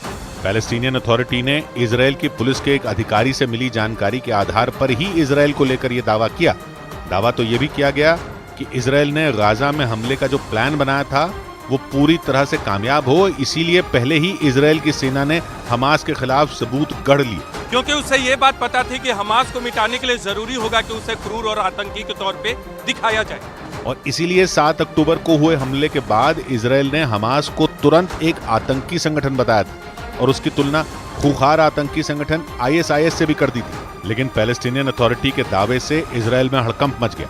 हालांकि खबर के मुताबिक इस आरोप पर इजरायल की सेना ने कुछ भी बोलने से इनकार कर दिया, जबकि नेतन्याहू ने पैलेस्टीनियन अथॉरिटी के दावे को पूरी तरह गलत बता दिया। उधर उत्तरी गाजा के रंतीसी अस्पताल में आमने सामने की जंग छिड़ गई। हमास के खात्मे के लिए इजरायल की सेना वहां लगातार हमले कर रही है, तो वहीं हमास भी इजरायल की सेना का मुंह तोड़ जवाब देने का दावा कर रहा है। और इसके लिए हमास ने एक वीडियो भी जारी किया, जिसमें हमास के लड़ाके इजरायल की सेना का मुकाबला करते दिखे। हमास की अल कसाम ब्रिगेड ने जो वीडियो जारी किया, उसमें वो लड़ाके पहले इजरायल की सेना पर फायरिंग करते और फिर वहां से भागते दिखे। इस दौरान उन लड़ाकों ने अल्लाहू अकबर के नारे भी लगाए। उस वीडियो में हमास के लड़ाके इजरायली टैंकों को भी निशाना बनाते दिखे। इस दौरान दोनों तरफ से ताबड़तोड़ फायरिंग हुई, जिसके बाद अल कसाम ब्रिगेड ने इजरायली टैंकों को नुकसान पहुंचाने का दावा किया। हमास का अंत करने के लिए इजरायल की सेना लगातार हमास के ठिकानों को तबाह कर रही, लेकिन हमास के लड़ाके भी उसको मुंह तोड़ जवाब देने से पीछे नहीं हट रहे। और इसीलिए रंतीसी अस्पताल में आमने सामने की जंग छिड़ गई, क्योंकि कुछ दिनों पहले इजरायल की सेना ने रंतीसी अस्पताल में हमास कमांड सेंटर होने के सबूत पेश किए थे। और आरोप लगाया था कि हमास के लड़ाके गाजा के अस्पतालों को अपने फायदे के लिए इस्तेमाल कर रहे हैं, क्योंकि कुछ दिन पहले इजराइल की सेना ने रंतीसी अस्पताल का एक वीडियो जारी किया था और उसमें हमास के हथियारों का बहुत बड़ा जखीरा मिलने का दावा किया गया था। रंतीसी अस्पताल गाजा का दूसरा सबसे बड़ा अस्पताल, जहां सिर्फ बच्चों का इलाज होता है, लेकिन इजराइल ने आरोप लगाया था कि उस अस्पताल में हमास का बहुत बड़ा ठिकाना मिला था और जब इजराइल की सेना उस अस्पताल के बेसमेंट में पहुंची तो उन्हें वहां हथियारों का बड़ा जखीरा मिला था और उसे देखकर यह लगा कि हमास ने कई दिनों तक जंग लड़ने की तैयारी की हुई थी और इसके लिए उसने रंतीसी अस्पताल के नीचे अपनी एक अलग दुनिया बना ली थी। इजराइल की सेना के मुताबिक हमास ने अपनी ज्यादातर सुरंगें किसी अस्पताल या स्कूल के नीचे ही बना रखी हैं ताकि कोई उस पर हमला न कर सके और वो लंबे वक्त तक अपनी सुरंगों में छिपकर रह सके। लेकिन इजराइल की सेना न सिर्फ हमास की उस सुरंग तक पहुंच गई, बल्कि उसने दुनिया के सामने ये सबूत भी पेश कर दिया कि हमास बच्चों के अस्पताल को अपने हथियारों के गोदाम की तरह इस्तेमाल कर रहा था। इजराइल की सेना को वहां से आत्मघाती हमला करने में इस्तेमाल होने वाली कई जैकेट भी मिली थी। दावा किया गया कि उन जैकेट के जरिए हमास के लड़ाके इजरायली सेना पर आत्मघाती हमला करने वाले थे। इसके अलावा वहां से बड़ी संख्या में ग्रेनेड और दूसरे हथियार भी बरामद किए गए थे, जिसके बाद ये दावा किया गया कि रंतीसी अस्पताल की तरह ही कई दूसरे अस्पताल भी हमास के हथियारों से भरे हैं। और इसी वजह से इजराइल लगातार गाजा के सबसे बड़े अल शिफा अस्पताल को निशाना बना रहा है, लेकिन उसके हमलों की वजह से वहां मौजूद नवजातों की जान पर भी खतरा मंडराने लगा था, जिसकी वजह से उन बच्चों को गाजा के अल शिफा अस्पताल से मिस्र के एक अस्पताल में शिफ्ट कर दिया गया, क्योंकि इजराइल के लगातार हमलों की वजह से अल शिफा अस्पताल के हालात बद से बदतर हो गए। वहां न तो बिजली है न दवाइयां, ऐसे में उन बच्चों का इलाज करना मुश्किल हो गया और उन बच्चों को मिस्र के रफा के एक अस्पताल में भेज दिया गया, जहां उन्हें बेहतर इलाज मिल सके। इसकी कुछ तस्वीरें भी आईं, जिनमें कुछ स्वास्थ्यकर्मी उन बच्चों को इंक्यूबेटर के साथ एम्बुलेंस से उतारते दिखे। बताया गया कि अल शिफा अस्पताल में बत्ती गुल होने की वजह से कुछ बच्चों को इंक्यूबेटर से नॉर्मल वार्ड में शिफ्ट कर दिया गया, जहां उनकी जान पर खतरा मंडराने लगा था और उसे देखते हुए यह फैसला लिया गया। इस बीच इजराइल ने हमास पर 19 साल की सैनिक नोआ मार्सियानो की हत्या का आरोप लगा दिया। इजराइल ने नोआ की हत्या से जुड़ी एक रिपोर्ट का हवाला देते हुए दावा किया कि उनकी हत्या इजराइल की एयर स्ट्राइक में नहीं हुई थी, बल्कि हमले के बाद हमास के लड़ाके नोआ मार्सियानो को अल शिफा अस्पताल में ले गए और वहां जाकर उनकी हत्या कर दी। इजराइल की सेना के मुताबिक उन्हें नोआ की पैथोलॉजी रिपोर्ट मिली, जिसमें यह दावा किया गया कि अल शिफा अस्पताल पर हुए इजराइल के हमले में नोआ को सिर्फ मामूली चोटें आई थी, जिसका मतलब साफ है कि 19 साल की सैनिक नोआ मार्सियानो की हत्या इजराइल ने नहीं, हमास ने की। Hamas murdered Noah inside Shifa Hospital. Israel की सेना ने यह रिपोर्ट हमास के उस दावे के खिलाफ पेश की, जिसमें हमास ने नोआ मार्सियानो की हत्या के लिए इजराइल के हमलों को जिम्मेदार ठहराया था, क्योंकि इजराइल की सेना अपने बंधकों को छुड़वाने के लिए उत्तरी गाजा के सबसे बड़े अल शिफा अस्पताल में घुस गई थी और तभी उन्हें उस अस्पताल के पास से नोआ मार्सियानो का शव मिला था। जिसके बाद इजराइल की सेना ने दावा किया कि 7 अक्टूबर को नोआ मार्सियानो को अगवा करने के बाद हमास के लड़ाकों ने उन्हें अल शिफा अस्पताल के नीचे बनी सुरंगों में ही छिपा कर रखा था और इसीलिए इजराइल की सेना नोआ समेत बाकी बंधकों को छुड़वाने के लिए अल शिफा अस्पताल में घुस गई। लेकिन इसी दौरान इजराइल की सेना को उस अस्पताल के पास मौजूद एक दूसरी इमारत से उस महिला सैनिक का शव मिला था, जिसके बाद इजराइल की सेना ने हमास पर नोआ मार्सियानो की हत्या का आरोप लगाया और ये दावा किया कि नोआ की तरह दूसरे बंधकों को भी हमास ने अपनी सुरंगों में ही छिपा कर रखा है। बड़ी खबर आई चीन और ताइवान के बीच बढ़ते तनाव से जुड़ी हुई। हमास और इजराइल में छिड़ी जंग के बीच एक और युद्ध का खतरा मंडरा रहा है, क्योंकि दावा किया जा रहा है कि चीन ताइवान पर बड़े हमले की तैयारी में जुट गया है। इसलिए खतरे को भांपते हुए ताइवान ने अपने सैनिकों को जंग की ट्रेनिंग देने के लिए अमेरिका भेजने की प्लानिंग शुरू कर दी है, जो खतरनाक मिसाइलों और हथियारों के इस्तेमाल की ट्रेनिंग लेकर जंग में चीन की सेना को कड़ी टक्कर देंगे। इसलिए ताइवान के सैनिकों को अमेरिका में ट्रेनिंग देने की प्लानिंग की जा रही है, क्योंकि चीन ने एक बार फिर ताइवान पर बड़े हमले कर वहां कब्जे की धमकी दे दी। इसलिए ताइवान भी चीन को मुंहतोड़ जवाब देने के लिए अपनी तैयारी में जुट गया। खबर है कि ताइवान के सैनिकों को अमेरिका में जंग के लिए कड़ी ट्रेनिंग दी जाएगी जो जंग में अपने दुश्मन यानी शी जिनपिंग की सेना से मुकाबला करेंगे। क्योंकि चीन की सेना ताइवान को लगातार चारों ओर से घेरकर सैन्य अभ्यास कर रही है, इसलिए ताइवान वक्त रहते ही अपने सैनिकों को और ताकतवर बनाना चाहता है, जिसके लिए अमेरिका ने मदद का हाथ बढ़ा दिया। दावा है कि अमेरिका में ताइवान की सेना खतरनाक मिसाइलों और घातक हथियारों को चलाना सीखेगी, जिससे चीन की सेना से निपटना ताइवान के लिए आसान हो सके। हालांकि पहले से ही बड़ी संख्या में अमेरिका के सैनिक ताइवान में तैनात हैं, जो उसकी सेना को हथियारों और जंग की ट्रेनिंग देने का काम कर रहे हैं। क्योंकि दावा है कि चीन ताइवान पर बड़े हमलों की प्लानिंग कर रहा है, लेकिन ऐसा पहली बार नहीं है, क्योंकि चीन लंबे वक्त से ऐसे ही मौके की तलाश कर रहा था, जब अमेरिका किसी दूसरी जंग में उलझ जाए और वो आसानी से ताइवान पर भीषण हमले कर सके। और चीन के हमले की प्लानिंग की खबर ने ताइवान की धड़कनें बढ़ा दी हैं, क्योंकि पिछले साल से ही अमेरिका रूस के खिलाफ युद्ध में यूक्रेन के साथ खड़ा है और उसकी मदद के लिए वो बड़े पैमाने पर हथियार भी मुहैया करा रहा है। लेकिन इस बीच हमास और इजराइल में जंग छिड़ गई और इस जंग में अमेरिका इजराइल का समर्थन कर रहा है। भले ही अमेरिका किसी देश से सीधे तौर पर जंग न लड़ रहा हो, लेकिन वो एक साथ दो देशों को अपनी सैन्य मदद भेज रहा है। और इसी बीच चीन युद्ध का तीसरा मोर्चा खोलने की फिराक में जुटा हुआ। ये माना जा रहा है कि अगर इस वक्त चीन और ताइवान में जंग शुरू हो गई तो अमेरिका उसे बचाने के लिए इस जंग में दखल नहीं दे पाएगा, क्योंकि अमेरिका तो पहले ही दो फ्रंट पर उलझा हुआ है और ऐसे वक्त पर वो ताइवान की मदद नहीं कर सकता। इसलिए चीन इस मौके का फायदा उठाना चाहता है, लेकिन अमेरिका और ताइवान ने मिलकर उसे नाकाम करने का प्लान तैयार कर लिया। जबकि चीन एक वक्त पर ताइवान के साथ अमेरिका को भी आंखें दिखा रहा है।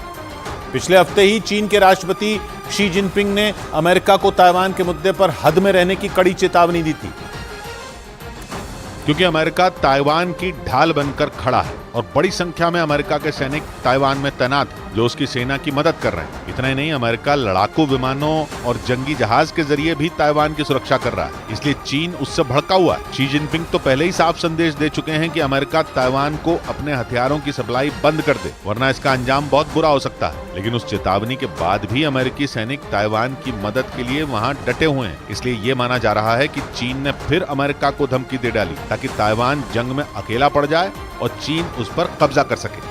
क्योंकि दक्षिण चीन सागर में पहले से ही अमेरिका और चीन आमने सामने हैं। चीन पर यह आरोप लगते हैं कि उसने दक्षिण चीन सागर के इलाके में दूसरे देशों के कई द्वीपों पर कब्जा कर रखा है। इतना ही नहीं, चीन तो वहां 90% हिस्से पर अपना दावा करता है। लेकिन चीन के इस दावे को अमेरिका नकारता है, इसलिए दक्षिण चीन सागर पर अमेरिका और चीन एक दूसरे को घेरने में जुटे हुए हैं। वहां दोनों देश अपने लड़ाकू विमानों और युद्धपोतों के जरिए अपनी ताकत दिखाना चाहते हैं, और छोटी सी चिंगारी किसी भी वक्त दक्षिण चीन सागर को युद्ध की आग में झोंक सकती है। माना जा रहा है कि दक्षिण चीन सागर में अमेरिका की जबरदस्त घेरेबंदी की वजह से ही चीन उसे धमकियां देता रहता है, क्योंकि अमेरिका की बढ़ती ताकत चीन के लिए मुश्किलें पैदा कर सकती है। उधर बड़ी खबर आई म्यांमार से। खबर है कि वहां चल रही सेना की सत्ता पर कभी भी विद्रोहियों का कब्जा हो सकता है। वहां की सरकार के खिलाफ जंग लड़ रहे विद्रोहियों ने देश के बहुत बड़े हिस्से पर कब्जे का ऐलान कर दिया है। लंबे वक्त से म्यांमार में गृह युद्ध चल रहा है। पिछले महीने से ही वहां के विद्रोही म्यांमार की सेना के खिलाफ भीषण जंग लड़ रहे हैं। कई जगहों से म्यांमार की फौज की शिकस्त की खबरें सामने आने के बाद वहां की सरकार बैकफुट पर दिख रही है। इसलिए आशंका जताई जा रही है कि म्यांमार की सत्ता कभी भी वहां के विद्रोहियों के हाथ में जा सकती है, क्योंकि म्यांमार में हजारों वर्ग किलोमीटर जमीन पर विद्रोही संगठन कब्जे का ऐलान कर चुके हैं। पिछले 1.5 महीने से म्यांमार की सेना के खिलाफ वहां के विद्रोही संगठनों ने लड़ाई छेड़ रखी है। 2021 से ही म्यांमार का शासन वहां की सेना के हाथ में है, और तभी से वहां लोकतंत्र बहाली की मांग करने वाले संगठन वहां की सेना के खिलाफ जंग लड़ रहे हैं। लेकिन अब ये जंग वहां की सरकार के गले की फांस बनती दिख रही है। विद्रोही संगठनों ने वहां की 8000 वर्ग किलोमीटर जमीन पर कब्जे का दावा किया है। इस कब्जे का सीधा मतलब यह है कि वहां पर म्यांमार की सेना या सरकार का शासन नहीं चलता, और म्यांमार की सरकार के लिए खतरे की घंटी इसलिए है क्योंकि विद्रोहियों के कब्जे वाले इलाके लगातार बढ़ रहे हैं। खबरों के मुताबिक वहां की सेना पर भारी पड़ रहे विद्रोहियों के पास आधुनिक हथियार भी हैं और बेशुमार लड़ाके भी, इसीलिए वो लड़ाई में म्यांमार की सेना के होश उड़ा रहे हैं। यही वजह है कि म्यांमार में छिड़ा गृह युद्ध थमने का नाम नहीं ले रहा है। ऊपर से वहां के विद्रोही लगातार वीडियो जारी कर वहां की सेना की मुश्किल बढ़ा रहे हैं। म्यांमार के विद्रोहियों ने इस बार वहां के सैनिकों के सरेंडर का वीडियो जारी किया, जिससे म्यांमार की सेना की लाचारी साफ दिखने लगी। क्योंकि वीडियो म्यांमार की सेना के एक कैंप का बताया गया जिसमें कई सैनिक विद्रोहियों के सामने सरेंडर करते दिखे। दावा यह है कि भीषण हमलों के बाद कैंप के अंदर फंसे सैनिकों ने विद्रोहियों से हमले बंद करने की अपील कर दी और बदले में सरेंडर करने का ऐलान भी कर दिया। बाद में विद्रोही लड़ाके सैनिकों को एक गाड़ी में डालकर ले गए। इसके बाद विद्रोहियों के कब्जे में मौजूद म्यांमार के सैनिकों की तस्वीरें भी सामने आई। कई सैनिक बुरी तरह जख्मी दिखाई दिए। अगवा किए गए सैनिकों से खाना बनवाने और साफ सफाई जैसे काम कराए जाने की खबरें भी सामने आई। म्यांमार की सेना के लिए ये तस्वीरें शर्म से डूब मरने वाली हैं। विद्रोही संगठनों के सामने उनकी लाचारी और बेचारगी इन तस्वीरों में साफ दिखाई दी। यानी विद्रोही संगठनों ने मनोवैज्ञानिक रूप से भी म्यांमार की सेना को तोड़कर रख दिया। इसीलिए माना जा रहा है कि म्यांमार में 2021 में शुरू हुए गृह युद्ध में अब अपने अंजाम तक पहुंचने के काफी करीब है। 2021 में वहां की सेना ने तख्ता पलट कर दिया और सत्ता अपने हाथ में ले ली, लेकिन तभी से वहां की राजनीतिक पार्टियों ने लोकतंत्र बहाली की मांग शुरू कर दी और इसके लिए सेना के खिलाफ आंदोलन शुरू कर दिया। लोकतंत्र बहाली की मांग करने वाले संगठन ही वहां के विद्रोही हैं, जो 2021 से ही सेना के खिलाफ जंग लड़ रहे हैं। लेकिन अब जाकर विद्रोहियों को सेना के खिलाफ लड़ी जा रही जंग में जीत मिलनी शुरू हुई। विद्रोहियों का आरोप है कि वहां की सेना म्यांमार के लोगों पर जुल्म कर रही। ऊपर से महंगाई और बेरोजगारी जैसी परेशानियों की वजह से भी वहां की सेना बैकफुट पर है। दावा तो यहाँ तक है कि इन्हीं कारणों की वजह से वहां के लोगों का समर्थन भी सेना को नहीं मिल रहा और यही वजह है कि अब म्यांमार के टुकड़े होने की आशंका बढ़ने लगी है। आशंका इस बात की भी है कि विद्रोहियों का दबदबा बढ़ता देख वहां की सेना के अधिकारी उन्हें बातचीत की पेशकश कर सकते हैं। हालांकि बातचीत तक पहुंचने से पहले वहां की सेना अपनी तरफ से पूरा दम लगाना चाहती है, क्योंकि अगर मामला बातचीत तक पहुंच गया तो उसे विद्रोहियों के सामने सेना का सरेंडर ही माना जाएगा। इसीलिए फिलहाल सबसे बड़ी जंग म्यांमार की अंतर्राष्ट्रीय सीमाओं पर चलने की खबर है, क्योंकि वहां की सेना को लगता है कि अगर अंतर्राष्ट्रीय सीमाओं पर नियंत्रण बना रहा तो वो विद्रोहियों को घेरने में कामयाब हो जाएगी। दूसरी तरफ विद्रोही संगठन भी म्यांमार की अंतर्राष्ट्रीय सीमाओं को कब्जे में लेने के लिए ताकत झोंक रहे हैं। म्यांमार की सीमाएं 5 देशों से लगती हैं। इनमें भारत के अलावा बांग्लादेश, चीन, लाओस और थाईलैंड शामिल है। इन 5 ही सीमाओं पर फिलहाल भीषण जंग छिड़ी हुई, जिसकी वजह से वहां हड़कंप मचा हुआ। लोगों में डर का माहौल है और डर भी ऐसा कि भगदड़ जैसे हालात बन गए। पिछले हफ्ते म्यांमार से कुछ सैनिक जान बचाने के लिए भागकर भारत में आ गए, हालांकि बाद में उन्हें म्यांमार लौटा दिया गया। खबरें तो यहां तक हैं कि वहां के हजारों लोग भी जल्द से जल्द म्यांमार से निकलना चाहते हैं।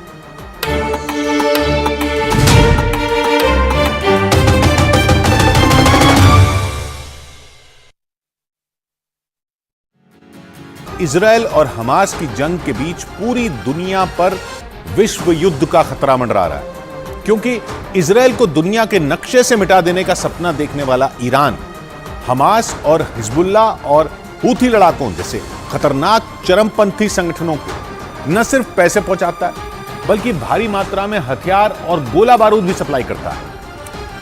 और अगर ईरान में बनाए गए तीनों परमाणु बमों में एक भी इन संगठनों के हाथ लग गया तो दुनिया में कैसी तबाही मचेगी इसका अंदाजा भी लगाना मुश्किल है। हमास के साथ इजरायल की जंग के दौरान आए दिन ईरान समेत कई मुस्लिम देश इजरायल और अमेरिका को आंखें दिखा रहे हैं और गाजा पर इजरायल के हमलों को उसकी सबसे बड़ी गलती बता रहे हैं। वहीं अमेरिका समेत कई पश्चिमी देश इजरायल के पीछे हथियार और गोला बारूद लेकर पूरी मजबूती के साथ खड़े हैं। यानी अगर परमाणु हथियारों के साथ ईरान जंग में कूदा तो तीसरा विश्व युद्ध शुरू होने में देर नहीं लगेगी, क्योंकि अमेरिका के साथ उसकी दुश्मनी दशकों पुरानी है और बीते कुछ साल से दोनों के बीच जंग की तलवार खिंची हुई है।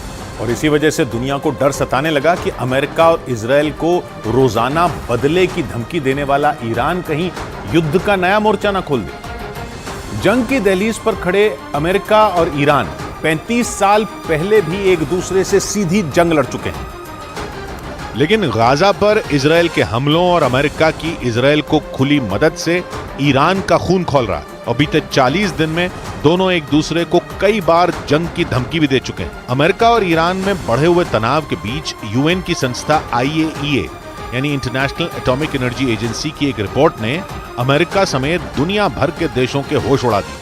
IAEA की रिपोर्ट में दावा किया गया कि ईरान ने करीब 128 किलो यूरेनियम इकट्ठा कर लिया। IAEA के मुताबिक एक परमाणु बम बनाने के लिए 42 किलो यूरेनियम की जरूरत होती है और जितना यूरेनियम ईरान के पास है वो 3 परमाणु बम आसानी से बना सकता है। लेकिन परेशानी उस यूरेनियम की शुद्धता से है। आईएईए का मानना है कि परमाणु बम बनाने के लिए यूरेनियम का 90% तक शुद्ध होना जरूरी है, लेकिन ईरान के पास मौजूद यूरेनियम उतना शुद्ध है या नहीं, इसकी सही जानकारी किसी के पास नहीं है। क्योंकि ईरान दुनिया की नजरों से छिपाकर अपना परमाणु कार्यक्रम चलाता है। उसके पास परमाणु कार्यक्रम को दुनिया की शांति के लिए खतरनाक बताते हुए अमेरिका और इजरायल ये दावा कर चुके हैं कि ईरान के परमाणु बम गलत हाथों में चले गए तो दुनिया में महातबाही आ सकती है। हालांकि ईरान के परमाणु कार्यक्रम पर संयुक्त राष्ट्र और अमेरिका की 24 घंटे नजर बनी हुई है। और उसी के आधार पर सितंबर महीने में ही अमेरिका के रक्षा मंत्रालय ने दावा किया था कि ईरान के पास 14 दिन के अंदर परमाणु हथियार बनाने के लिए जरूरी तकनीक और बुनियादी ढांचा मौजूद है। यानी वो परमाणु बम बनाने के बेहद करीब है। करीब 22 साल से ईरान परमाणु ताकत हासिल करने की कोशिश में जुटा है। हालांकि 2010 में उसे रोकने के लिए यूएन सिक्योरिटी काउंसिल, यूरोपीय यूनियन और अमेरिका ने कई तरह की पाबंदियां लगा दी थी। यहां तक कि जनवरी 2020 में अमेरिका ने ईरान पर लगाए गए प्रतिबंधों को और ज्यादा सख्त कर दिया था। और अमेरिका के वैज्ञानिकों ने अपनी सैटेलाइटों को ईरान के ऊपर नजर रखने के लिए सुपर एक्टिव कर दिया है। जिसके बाद ईरान की न्यूक्लियर साइटों से सामने आई तस्वीरों ने अमेरिका और संयुक्त राष्ट्र के शक को शीशे की तरह साफ कर दिया था।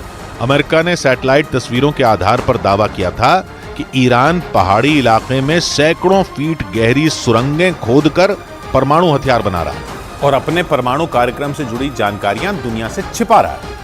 अमेरिका ने ईरान की न्यूक्लियर साइट की जो तस्वीरें जारी की थी, उन्होंने दुनिया की धड़कनें बढ़ा दी थी। दावा किया गया कि दुनिया की नजरों से बचाने के लिए ईरान ने सैकड़ों फीट गहराई में सुरंगें खोदकर अपना न्यूक्लियर प्लांट बनाया ताकि अमेरिका या फिर इजरायल की सैटेलाइट से और मिसाइल हमलों से उन्हें बचाया जा सके। अमेरिका ने दावा किया था कि ईरान ने जमीन के अंदर 260 फीट से 328 फीट की गहराई तक सुरंगें खोदकर न्यूक्लियर प्लांट तैयार किया था।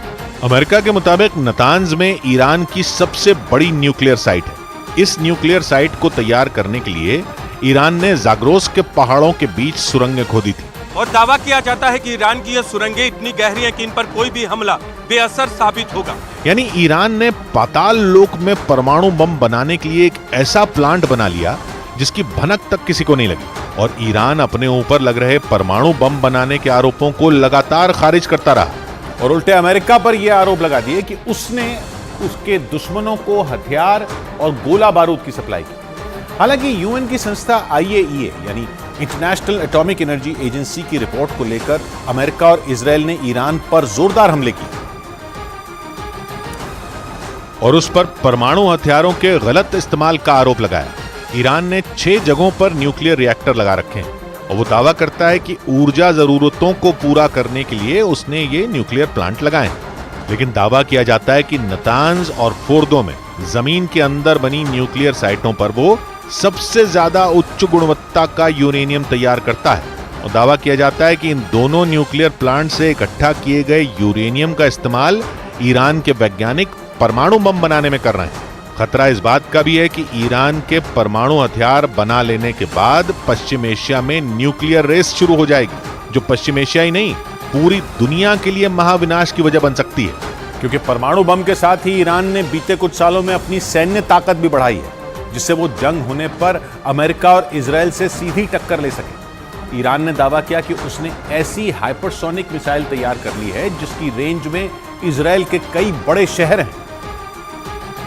यानी ईरान ने अपने दुश्मन से भिड़ने के लिए ऐसी मिसाइल तैयार कर ली जो पलक झपकते ही तबाही मचा सकती है। एक रोज पहले ईरान के supreme leader Ayatollah Ali Khamenei ने इन मिसाइलों का जायजा लिया। वो तेहरान में ईरान की सेना की ब्रांच IRGC यानी इस्लामिक रिवोल्यूशनरी गार्ड कोर की तरफ से आयोजित हथियारों की प्रदर्शनी में पहुंचे थे। ईरान के मीडिया के मुताबिक फतह 2 हाइपरसोनिक मिसाइल को IRGC ने विकसित किया। IRGC ने बताया कि उनकी फतह 2 मिसाइल 16,000 किलोमीटर प्रति घंटा की रफ्तार से उड़ान भर सकती है और दुश्मन पर हमला कर सकती है। ईरान ने दावा किया कि फतह 2 मिसाइल अमेरिका और इजरायल की मिसाइलों से कहीं ज्यादा आधुनिक और मारक है। ईरान की इस खतरनाक हाइपरसोनिक मिसाइल को इजरायल के लिए बड़ा खतरा माना जा रहा है, क्योंकि गाजा पर हवाई हमलों के दौरान ईरान इजरायल को जंग की खुली धमकी दे चुका है। और अपनी मिसाइलों का मुंह उसकी तरफ तैनात करने का दावा कर चुका है। ईरान इजराइल के साथ ही उसका साथ दे रहे अमेरिका को भी खुली धमकी दे चुका है। और अगर गाजा में आग लगी तो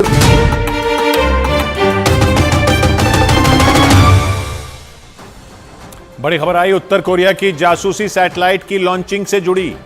दक्षिण कोरिया की सेना ने किम जोंग उन को इस मामले में एक भी कदम आगे न बढ़ाने की चेतावनी दे दी है। माना जा रहा है कि दक्षिण कोरिया को ऐसा करने की हिम्मत अमेरिका से मिली। मतलब सीधे शब्दों में वो अमेरिका के दम पर किम जोंग उन को धमकी देने लगा है, जिसका सीधा मतलब ये कि जंग का एक और मोर्चा खुलने की कगार पर पहुंच चुका है। क्योंकि दक्षिण कोरिया ने किम जोंग उन को यह धमकी दी है कि अगर उन्होंने जासूसी सैटेलाइट को अंतरिक्ष में भेजने की कोशिश की तो वो उत्तर कोरिया के खिलाफ कड़े कदम उठाएगा। जिसका सीधा मतलब यह हुआ कि किम जोंग उन की जासूसी सैटेलाइट के मुद्दे पर उत्तर कोरिया और दक्षिण कोरिया के बीच एक बार फिर तलवारें खिंच गई, क्योंकि दक्षिण कोरिया इस मामले में खुलकर किम जोंग उन पर हमलावर नजर आया और उसने सीधी सीधी चेतावनी दे दी कि अंतरिक्ष में जासूसी सैटेलाइट भेजना किम जोंग उन के लिए बहुत महंगा सौदा साबित होगा। क्योंकि अगर ऐसा हुआ तो फिर इसका जवाब देने के लिए दक्षिण कोरिया की सेना अपनी पूरी ताकत लगा देगी। और ऐसा इसलिए क्योंकि दक्षिण कोरिया को यह डर है कि किम जोंग उन अगर अपने मिशन में कामयाब हो गए तो उसका सबसे बुरा असर दक्षिण कोरिया पर ही पड़ेगा। इसलिए उसने उत्तर कोरिया को तुरंत अपने इस जासूसी सैटेलाइट मिशन को रोकने की चेतावनी दे दी।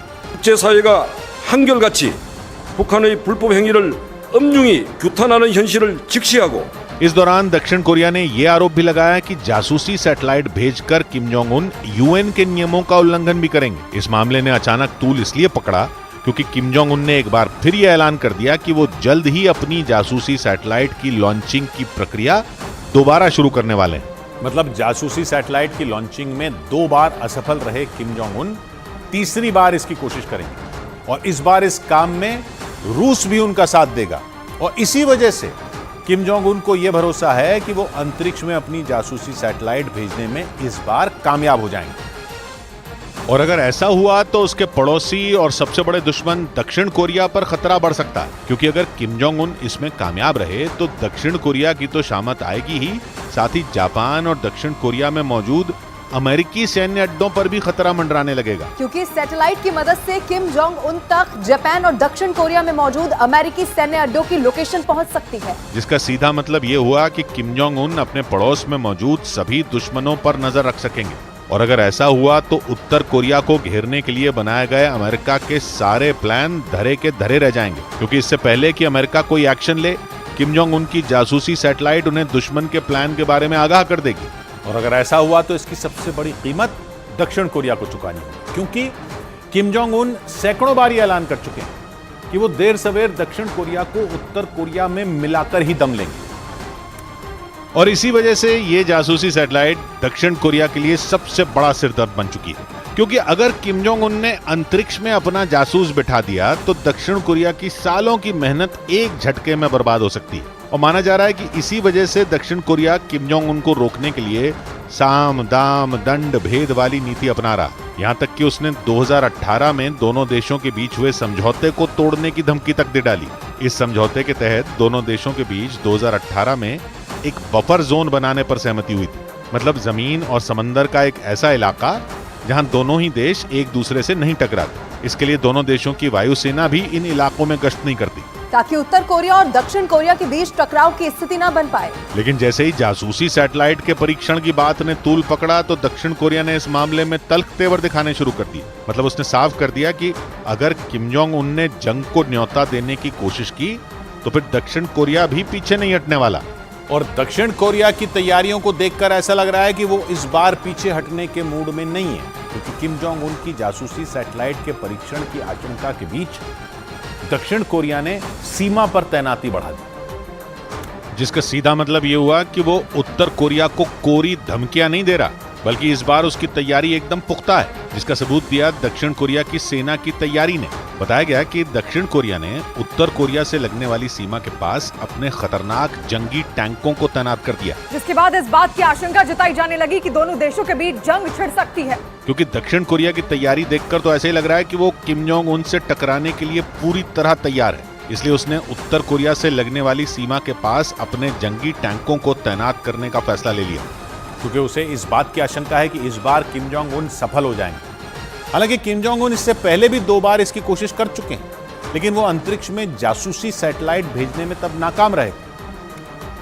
लेकिन इस बार इस कहानी में एक और किरदार है जिसने न सिर्फ दक्षिण कोरिया बल्कि अमेरिका की भी चिंता बढ़ा दी। ऐसा इसलिए क्योंकि इस बार इस जासूसी सैटेलाइट को अंतरिक्ष तक पहुंचाने में किम जोंग उन का साथ पुतिन देने वाले हैं। और वो ये ऐलान कर चुके हैं कि किम जोंग उन के सपने को साकार करने में उनकी मदद करेंगे। मतलब अब उत्तर कोरिया और रूस मिलकर अंतरिक्ष में जासूसी सैटेलाइट भेजेंगे। और इसी बात ने अमेरिका का भी पारा चढ़ा दिया, क्योंकि अमेरिका शुरुआत से ही किम जोंग उन के खिलाफ खड़े दक्षिण कोरिया और जापान जैसे देशों की मदद करता आया। लेकिन अब उसके सबसे बड़े दुश्मन रूस ने किम जोंग उन से हाथ मिला लिया और माना जा रहा है कि इसी वजह से अमेरिका भी चिंता में आ गया। और माना जा रहा है कि इसी मौके का फायदा उठाकर किम जोंग उन एक बार फिर अमेरिका पर हमलावर हो गए। उन्होंने दक्षिण कोरिया और जापान की मदद करने का आरोप लगाते हुए अमेरिका को सीधे सीधे चेतावनी दे दी और ये तक कह दिया कि अगर अमेरिका ने उसके मामले में टांग अड़ाने की कोशिश की तो वो अमेरिका से इसकी कीमत वसूलेगा। किम जोंग उन ने आरोप लगाया कि अमेरिका उनसे टक्कर लेने के लिए दक्षिण कोरिया और जापान की मदद कर रहा है। उत्तर कोरिया के मुताबिक अमेरिका से इन दोनों ही देशों को कई घातक हथियार मुहैया कराए गए। मतलब उत्तर कोरिया का आरोप है कि अमेरिका उसके दुश्मनों को ताकतवर करने में जुटा है, ताकि वो उसकी अंदरूनी लड़ाई का फायदा उठाकर उत्तर कोरिया पर वार कर सके। माना जा रहा है कि इसी वजह से किम जोंग उन ने सीधे सीधे अमेरिका को इस मामले से दूर रहने की चेतावनी दे दी और साफ कर दिया कि अगर अमेरिका ने उसके दुश्मनों की बाजुओं को मजबूत करने की कोशिश की तो फिर वो उत्तर कोरिया की उन मिसाइलों की जद में होगा जो तबाही के लिए ही जानी जाती हैं। तो बड़ी खबर आई पाकिस्तान में होने वाले चुनाव से जुड़ी। सूत्रों का दावा है कि पाकिस्तान में आतंकी संगठन लश्कर-ए-तैयबा के मुखिया हाफिज सईद का बेटा तलहा सईद चुनाव लड़ेगा। मतलब पाकिस्तान में भी अफगानिस्तान की तरह ही सत्ता की बागडोर आतंकियों के हाथ में आ सकती है। जानकारी के मुताबिक लश्कर के सरगना हाफिज सईद के बेटे तलहा सईद ने इसके लिए तैयारी भी शुरू कर दी है। पाकिस्तान में अगले साल चुनाव होने। सूत्रों का दावा है कि लश्कर का नंबर 2 आतंकी तलहा सईद इस चुनाव में ताल ठोकने की पूरी तैयारी कर चुका है।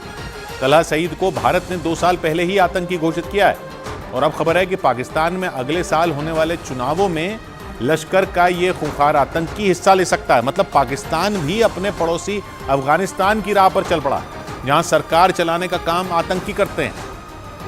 और सूत्रों के मुताबिक अब लश्कर का नंबर 2 आतंकी तलहा सईद भी पाकिस्तान में मंत्री बनने की तैयारी में है। जानकारी के मुताबिक लश्कर-ए-तैयबा के चीफ हाफिज सईद के बेटे तलहा सईद ने यह ऐलान किया है कि वो अपनी पार्टी अल्लाहू अकबर तहरीक की तरफ से चुनाव लड़ेगा। और खबर तो ये भी है कि उसने अपना चुनाव प्रचार अभियान भी शुरू कर दिया है और वो अभी से लोगों से वोट मांगने के लिए उनके बीच पहुंचने लगा है, जिससे जुड़ा एक वीडियो भी सामने आया जिसमें आतंकी हाफिज सईद का बेटा तलहा सईद कुछ लोगों के बीच नजर आया। इस वीडियो में वो लोग तलहा सईद को माला पहनाते दिखाई दिए। सूत्रों के मुताबिक ये वीडियो पाकिस्तान के सरगोधा का बताया गया, जहाँ से तलहा सईद पिछले चुनाव में भी खड़ा हुआ था।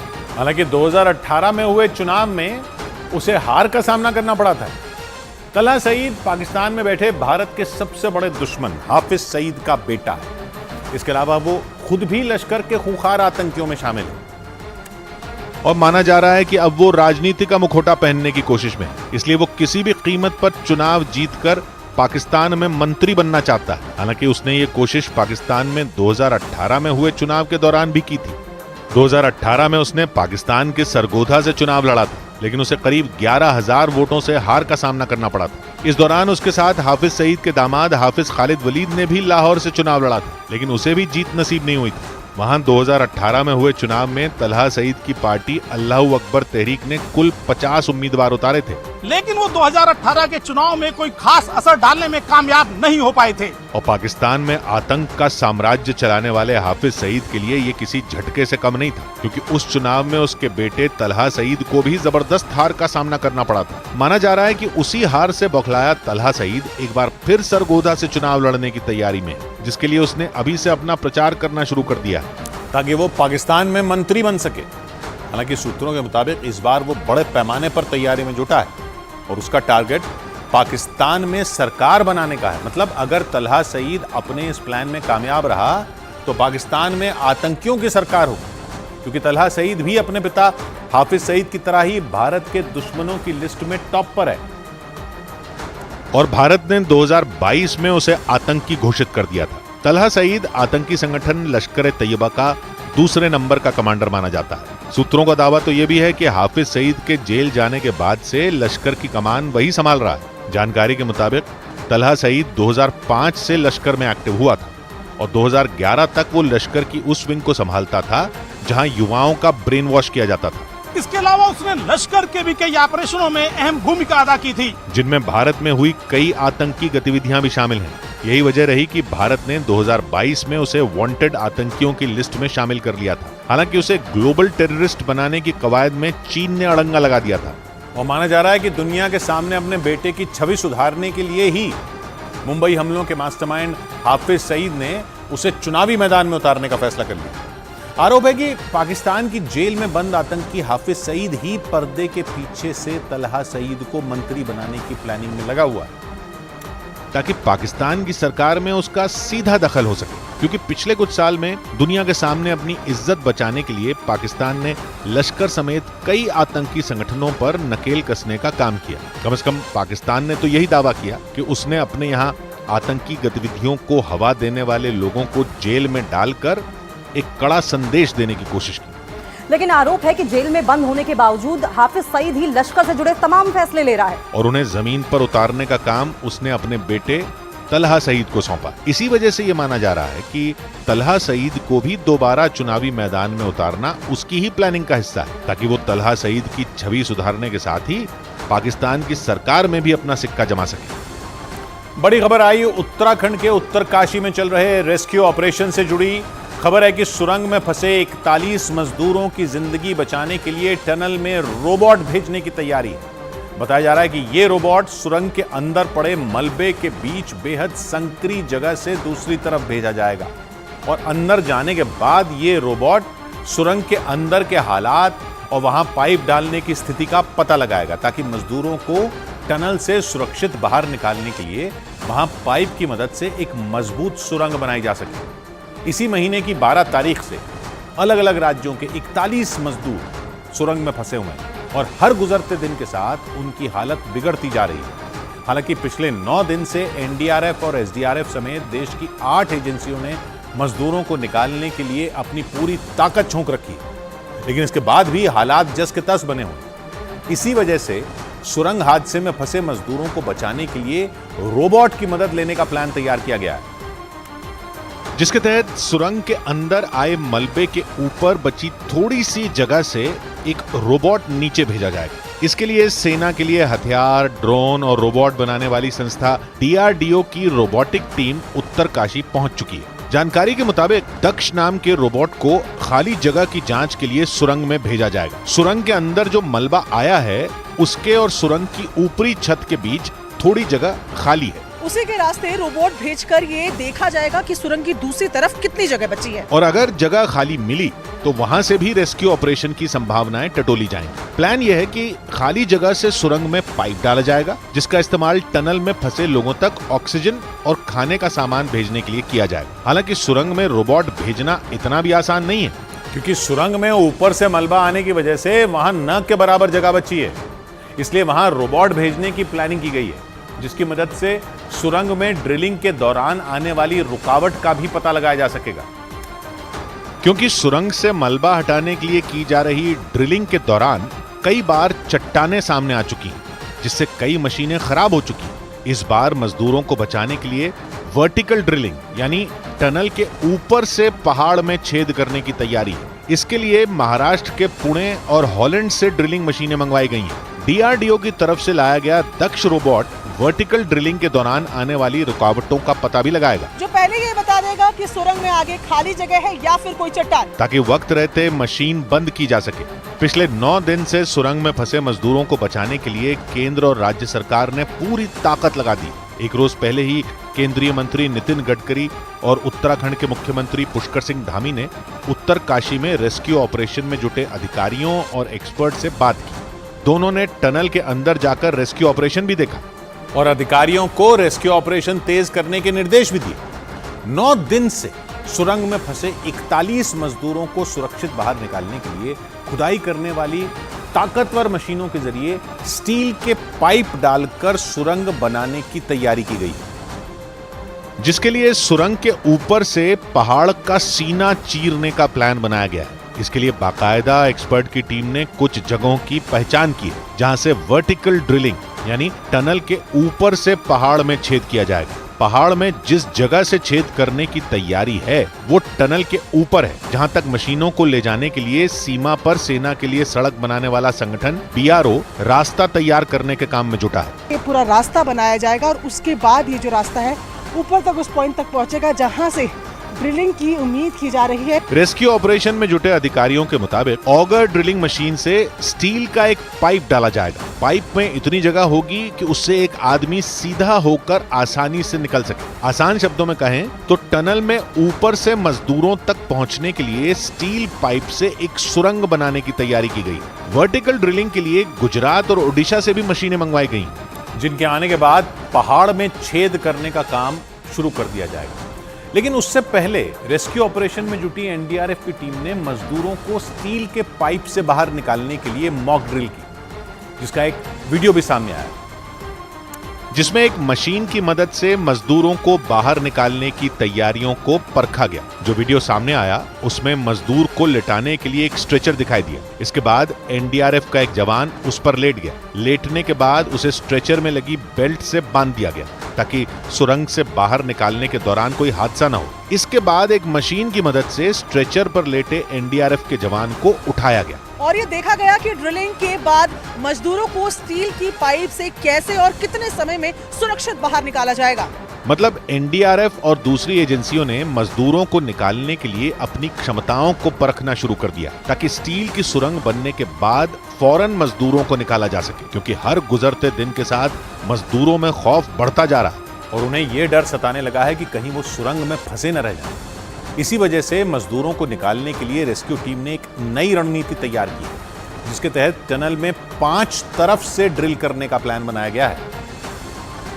क्योंकि पिछले 9 दिन में मजदूरों को सुरंग से रेस्क्यू करने के जितने भी प्लान तैयार किए गए वो फेल हो चुके हैं। मलबे को हटाने के लिए 4 ताकतवर मशीनें मंगवाई गई। एक्सपर्ट्स ने 3 अलग अलग प्लान भी तैयार किए, लेकिन हर बार नाकामी ही हाथ लगी। इसी वजह से इस बार एक नई रणनीति बनाई गई, जिसके तहत NDRF, SDRF, ITBP और BRO समेत 8 एजेंसियां एक साथ टनल में 5 तरफ से ड्रिल करेंगी। जानकारी के मुताबिक पहली ड्रिल सिलक्यारा की ओर से मेन टनल में 35 मीटर तक जाएगी, जबकि डंडाल गांव की ओर से मेन टनल में 480 मीटर तक खुदाई होगी। डंडाल गांव की ही तरफ से 172 मीटर वर्टिकल ड्रिलिंग यानी ऊपर से छेद किया जाएगा। इसी तरह चौथी ड्रिलिंग सिलक्यारा से 350 मीटर आगे यमुनोत्री जाने वाले रास्ते से करने की तैयारी। और तो और सिलक्यारा की तरफ से ही 92 मीटर की 2 वर्टिकल ड्रिल का प्लान भी तैयार किया गया है। मतलब 9 दिन से सुरंग में फंसे मजदूरों तक पहुंचने के लिए रेस्क्यू ऑपरेशन तेज कर दिया गया। और तो और मजदूरों को बाहर निकालने और पहाड़ में छेद करने के लिए विदेश से ड्रिलिंग एक्सपर्ट तक को बुलाया गया, जो पहाड़ों की जांच कर ये पता लगाने में जुटे हैं कि किस जगह से पहाड़ में ड्रिल करना आसान होगा। विदेश से आए drilling expert Arnold Dix international tunneling underground space association के प्रेसिडेंट।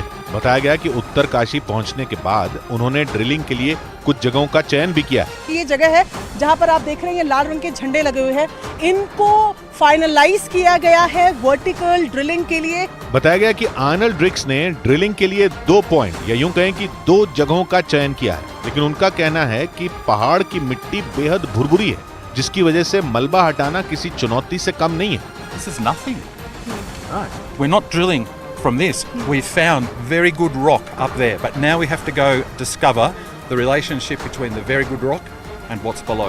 खबर है कि डिक्स ने अपना काम शुरू करने से पहले सुरंग के पास बने मंदिर में पूजा भी की, लेकिन हर गुजरते दिन के साथ वहां चुनौती बढ़ती जा रही है, क्योंकि सुरंग के अंदर फंसे मजदूरों की सेहत खराब होने लगी। हालांकि उन्हें पाइप की मदद से लगातार ऑक्सीजन और खाने पीने की चीजें भेजी जा रही और रेस्क्यू ऑपरेशन में जुटे अधिकारी उन्हें जल्द बाहर निकालने का भरोसा भी दे रहे हैं। ताकि 9 दिन से टनल में फंसे मजदूरों का हौसला न टूटे। लेकिन रेस्क्यू ऑपरेशन में हो रही देरी की वजह से मुसीबत बढ़ती जा रही।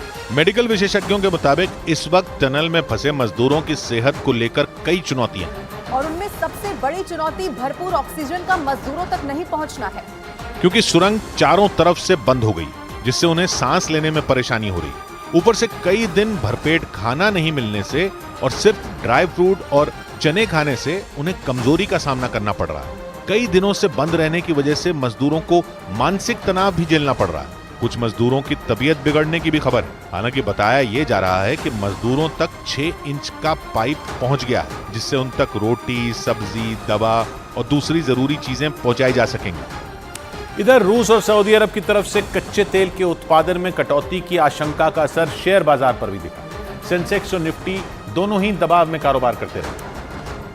और बाजार बंद होने के वक्त बॉम्बे स्टॉक एक्सचेंज का सेंसेक्स 139 अंक गिरकर 65,655 पर पहुंच गया, जबकि नेशनल स्टॉक एक्सचेंज का निफ्टी 37 अंक गिरकर 19,694 पर बंद हुआ। हालांकि आईटी और हेल्थ केयर सेक्टर में खरीदारी बनी रही, जबकि ऑटो, कैपिटल गुड्स और एफएमसीजी शेयरों में गिरावट दर्ज की गई। और शेयर बाजार की खबर तो आपको कई जगह मिल जाएगी, लेकिन शेयर बाजार का एक्सपर्ट आपको बनाएगा सिर्फ मनी कंट्रोल प्रो। रजा रब की है गर इस पेड़ पर बिजली गिराने की। रजा रब की है गर इस पेड़ पर बिजली गिराने की, करेगा फिक्र वही आशियां मेरा बचाने की। सौबात की एक बात कही सूरज ने, निशाना चूकता तेरा तो होती जग हंसी तेरी, सरक के आबरू हमने रखी तेरे निशाने की। मिलते हैं कल। घड़ी जब इशारा करेगी 9 बजे रात का, वक्त फिर होगा 100 बात की एक बात।